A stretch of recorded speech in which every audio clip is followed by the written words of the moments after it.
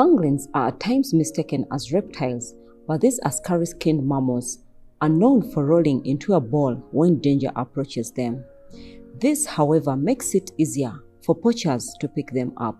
This shy, toothless, harmless mammal is believed to be the world's most trafficked wild animal, killed for its scales, for use in traditional Chinese medicine, and for meat. However, no science has proven its medicinal value. To pangolins, they have a major threat. The major threat is wildlife trafficking. People are looking for these pangolins. They in trade. They want to get a lot of riches. So the pangolins face challenge of being traded in a wildlife trade. People go poach them wherever they are. It's just because of lack of understanding to know really what the pangolin has. The pangolin scales, which are always the reason why they are hunted for, poached for, is made up of keratin, like our fingernails.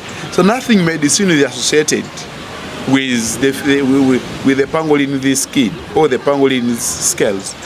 Uganda Wildlife Conservation Education Center has occasionally rescued pangolins as an intervention to protect these endangered species. We have done a lot of interventions. One, we have done rescue and the rehabilitation of pangolins. UWEC is the only institution in the country which is mandated to do a rehabilitation of such animal species. So when these pangolins arrive to us, some of them come with a lot of traps, wire meshes, and then through our quarantine and veterinary procedures, we give them a second chance of life. Two, we have gone to communities where we rescue these pangolins and then we talk to them. To be specific, pangolins in Uganda, we always put them in the northern part of the country. Areas of Pakwachi, Noya, sometimes Palisa, Bulisa, such kind of stuff. So always go to communities and we talk to them about the usefulness of supporting the pangolin lives. But also I've worked in partners like Uganda Wildlife Authority in ensuring that the human wildlife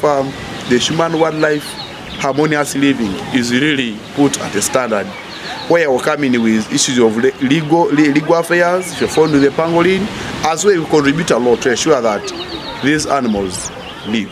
When these animals get to the National Wildlife Hospital, rehabilitation starts immediately. We receive a variety of animals ranging from mammals, large and small, reptiles, birds, among other species.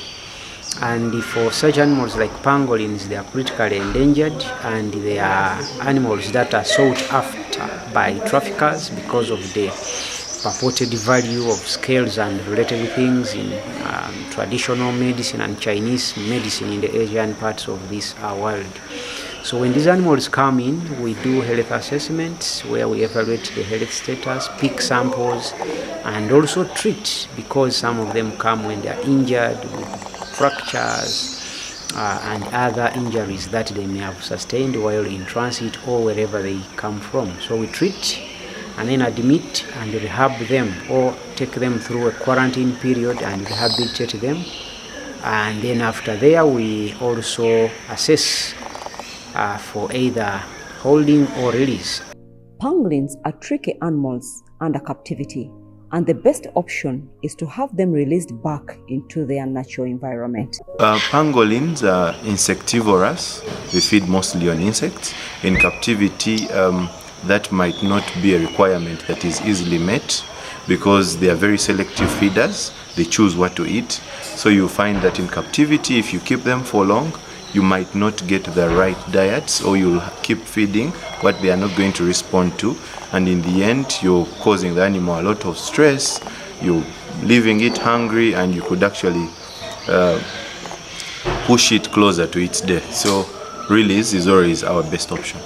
But also, in a zoo setting here, we do what we call, we feed the animal. We don't allow the animal to feed by itself. It can be, but of course under inspection.